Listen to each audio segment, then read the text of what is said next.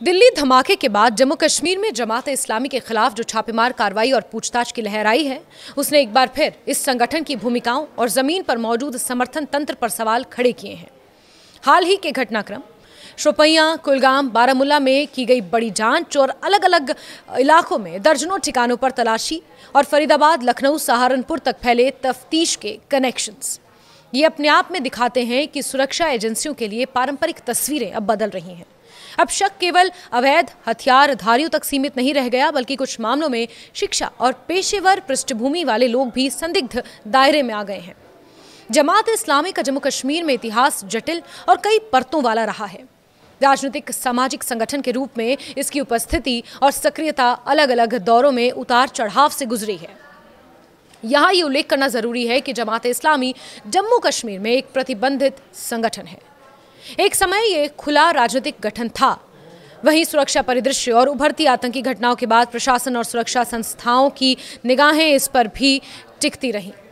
पिछले कुछ वर्षों में कश्मीर में कट्टरपंथी गतिविधियों और युवाओं के रेडिकलाइजेशन के आरोपों ने जमात जैसी समूह सक्रियताओं पर संदेह पैदा किया। यही कारण है कि हालिया आतंकवादी फैलाव और दिल्ली धमाके जैसी घटनाओं के बाद सुरक्षा एजेंसियों ने जमात इस्लामी के कामकाज, उसके वित्तीय स्रोतों और नेटवर्किंग पर एक बार फिर से विशेष ध्यान देना शुरू कर दिया है। हालिया छापेमारी से ये बात स्पष्ट हुई है कि जिला प्रशासन और पुलिस जमात इस्लामी से जुड़े स्थानीय कार्यकर्ताओं और ओवरग्राउंड वर्कर्स यानी कि OGWs के ठिकानों पर नजर रखे हुए हैं। शोपियां में डॉक्टर हमीद फयाज, मोहम्मद यूसुफ फलाही और अन्य के परिसरों पर तलाशी के समाचार इस बात का संकेत हैं कि जांच केवल पारंपरिक संदिग्धों तक सीमित नहीं। बारामूला, सोपोर में 30 से ज्यादा स्थानों पर रेड और जिले में सैकड़ों कॉर्डन एंड सर्च ऑपरेशन चलाए जा रहे हैं। ये दर्शाता है कि जिला प्रशासन ने लंबे समय से सक्रिय रहने वाले नेटवर्क के जमीनी स्तर के समर्थन तंत्र को नष्ट करने की नीति अब चुन ली है। वहीं आज भी कई तरह की कार्रवाइयां हो रही हैं। अनंतनाग से 3 अन्य लोगों को हिरासत में पूछताछ के लिए लिया गया है। इन कार्रवाइयों के दौरान डिजिटल डिवाइस, दस्तावेज, वित्तीय सबूतों की बरामदगी से ये पता लगाने की कोशिशें जारी हैं कि जमीन पर कौन कौन लोगों ने विचारों की पैठ दी और किस तरह से धन और संपर्कों के जरिए इन विचारों को मॉड्यूल्स में बदला।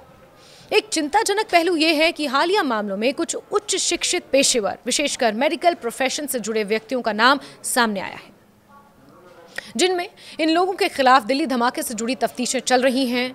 कुछ लोगों को हिरासत में और गिरफ्तार भी किया जा चुका है, जैसे कि डॉक्टर उमर और शाहीन।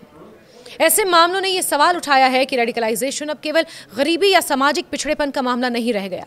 ये रेडिकलाइजेशन विचारधारा और नेटवर्किंग से जुड़ा एक सामाजिक मानसिक मुद्दा बन चुका है, जो किसी भी तबके को प्रभावित कर सकता है।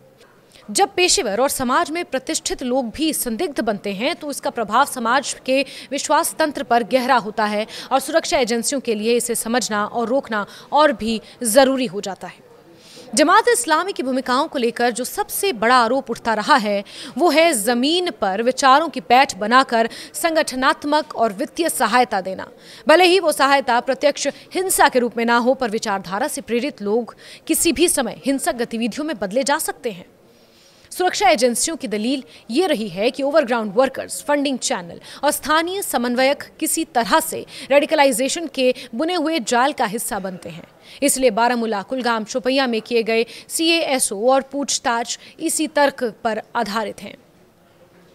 जमीनी स्तर पर मौजूदा समर्थक तंत्र को तोड़ना, ताकि सक्रिय और भविष्य के आतंकी प्रयासों को रोका जा सके। दिल्ली धमाके के संदर्भ में जो चर्चा जोर पकड़ रही है, वो शाहीन के कथित कनेक्शन की है। सूत्रों का कहना है कि उसे जैश-ए-मोहम्मद के महिला विंग की जिम्मेदारी सौंपने का लक्ष्य उसका था। भारत में महिला ब्रिगेड और रिक्रूटमेंट के ढांचे को तैयार करना उसका मकसद था। अगर ये आरोप सच साबित होते हैं, तो इसका मतलब ये है कि नेटवर्क ने सक्रिय रूप से महिलाओं की भागीदारी को भी आतंकवादी ढांचे में समाहित करने की रणनीति अपनाई है। सुरक्षा चुनौती को और जटिल ये बना देता है, क्योंकि सोशल नेटवर्क और घरेलू सामाजिक ढांचों से जुड़ी सक्रियताएं पहचान में मुश्किल पैदा कर देती हैं। ऊपर से ये आरोप मसूद अजहर के परिवार संबंधों तक भी इशारा करता दिखता है, जिसे पाकिस्तान स्थित हैंडलर्स के प्रभाव की बात उठती है।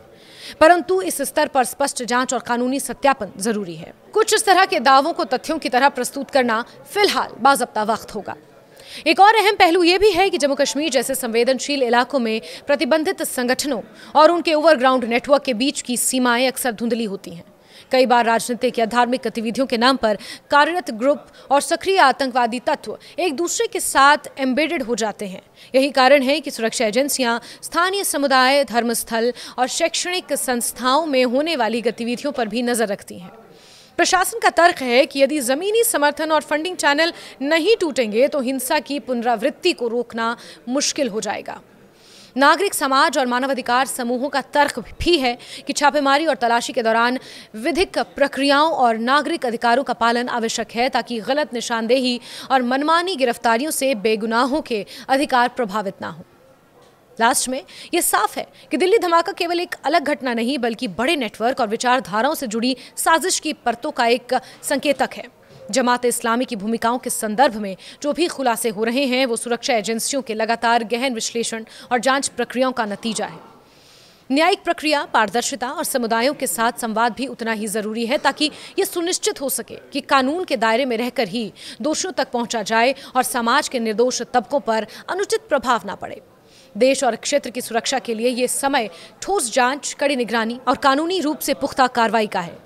पर साथ ही ये भी जरूरी है कि समाज के भीतर बुनियादी कारणों जैसे पहचान संकट, युवा बेरोजगारी, सूचनात्मक वैमनस्य और वैचारिक कट्टरता पर काम किया जाए ताकि भविष्य में कोई भी समूह आसानी से नकारात्मक विचारधारा को जमीन पर अपनाने का मौका ना पाए।